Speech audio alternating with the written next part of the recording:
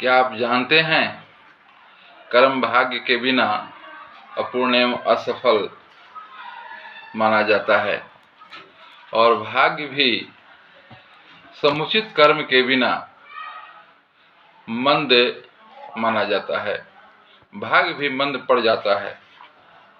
अतः भाग्य और कर्म दोनों एक दूसरे के पूरक होते हैं।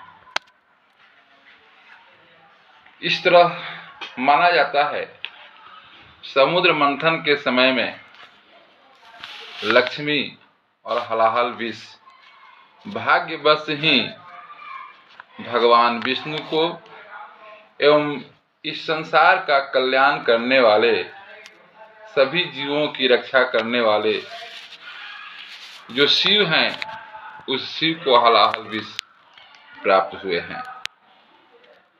अतः कर्म और भाग्य हर मनुष्य के जीवन में दोनों की आवश्यकता है।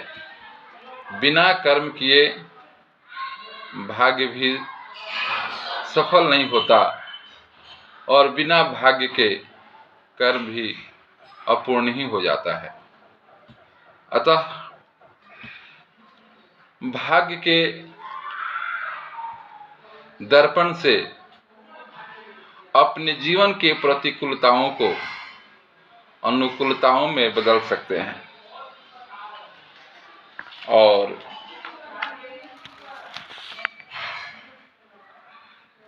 इस अनुकूल जीवन को बनाने हेतु अपने जीवन में कर्म को महत्व दें और देव आराधना एवं काल के समुचित ज्ञान हेतु अपने भाग्य को ग्रह रत्नों के माध्यम से भी अपने भाग्य में परिवर्तन ला सकते हैं।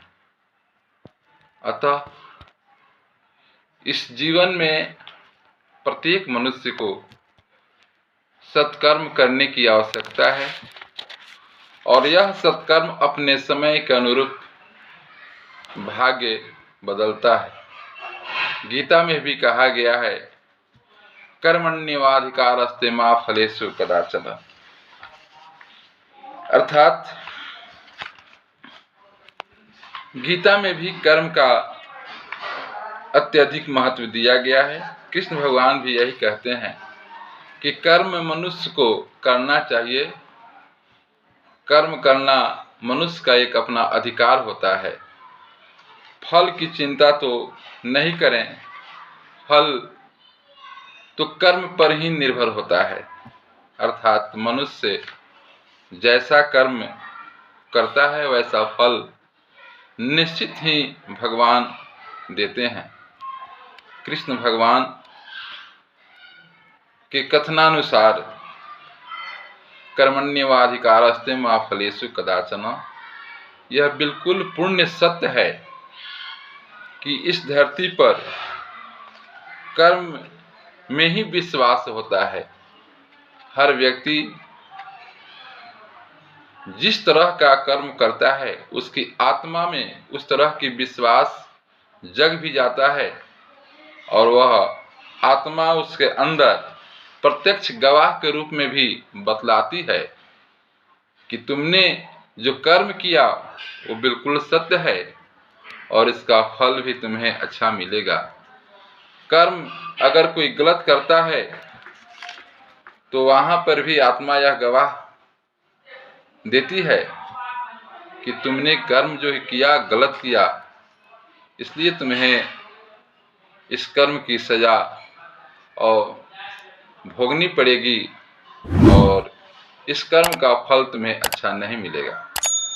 इसलिए मनुष्य को हर जीवन में अपने समय के अनुरूप हमेशा सत्कर्म करने के तरफ रुझान रखनी चाहिए और सत्कर्म करना चाहिए। सत्कर्म के बिना कुछ भी इस जीवन में प्राप्त नहीं होता है। अतः भाग्य को बदलने का एक कर्म ही आसान तरीका होता है, सुलभ साधन है।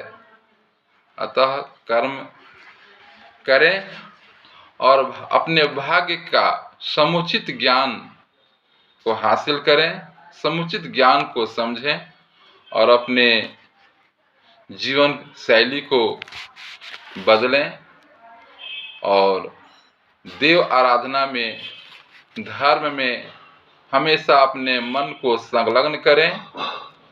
और जब तक आप अपने मन को नियंत्रित करके देव आराधना में, धर्म में नहीं जुटेंगे, तब तक आपके अंदर सत्कर्म करने की प्रेरणा भी नहीं मिलती है।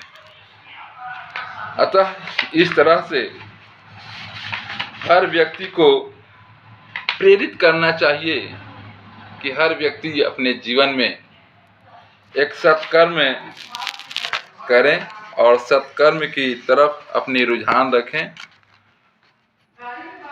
क्योंकि हलाहल विष और लक्ष्मी भी विष्णु को प्राप्त हुई, वह भी विष्णु के भाग्य का फल है। और शिव को हलाहल विष ही मिला, यह शिव के भाग्य का फल है। शिव के जीवन में, शिव के भाग्य में हलाहल विष ही अगर लिखा था तो उन्हें हलाहल विष ही मिला। अतः हर व्यक्ति को अपने जीवन में कर्म पर विश्वास करना चाहिए और देव आराधना करके अपने समय का उचित ज्ञान करें और समय के अनुकूल ग्रहों के स्वरूप अनुसार अपने जीवन में रत्न को भी धारण करके अपने जीवन को सफल बना सकते हैं। अपने जीवन में जो परिस्थितियां विपरीत रहती है, परिस्थिति आपके साथ में अच्छी नहीं होती है, तो उस परिस्थिति में आपको एक दिव्य शक्ति अर्थात देव शक्ति, देव आराधना का सहारा लेना पड़ता है। अतः तमसो मा ज्योतिर्गम्य, यानी अंधकार से प्रकाश की तरफ चलें। हर समय में यही हर व्यक्ति को मन में भावना रखनी चाहिए। अतः तमसो मा ज्योतिर्गम्य भी उक्ति अपने जीवन में सत्य साबित करें और इसके लिए हमेशा अपने प्रयास में जुटे रहें। और कर्म और भाग्य, ये दोनों का संबंध अन्योनाश्रय होता है। अतः कर्म करके अपने भाग्य में परिवर्तन ला सकते हैं।